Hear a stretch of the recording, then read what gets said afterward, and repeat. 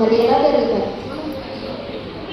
మన సోల్ ఏదైతే నేను చెప్పాను కదా, ఇప్పుడు దేవుడు ఇచ్చిన ఆత్మ ఉంది లోపలని, దానికి ఎనర్జీ రావాలంటే బైబిల్ చదవాలని చెప్పాను కదా, అది పెరుగుతూ ఉంటుంది. రోజు రోజు మనం దేవునికి ఇంకా దగ్గర అయిపోతూ ఉంటాం బైబిల్ చదివి ప్రార్థన చేస్తాం.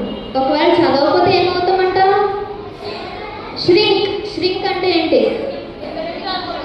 ఇంకా ఇంకా ఇంకా ఇంకా ఇంకా తగ్గిపోయి మైన్యూట్, ఇంకా మనకు కనబడకుండా పోతాం అనమాట. దేవుడికి మనం అంత దూరం అయిపోతాం. ఓకే, సో దేవుడు దగ్గరగా ఉండాలనుకుంటున్నారా, దూరంగా ఉండాలనుకుంటున్నారా? దేవుడు మన దగ్గరగా ఉన్నప్పుడు మన దగ్గరికి ఒకరు రారు, భయపడతారు. ఎవరో తెలుసా?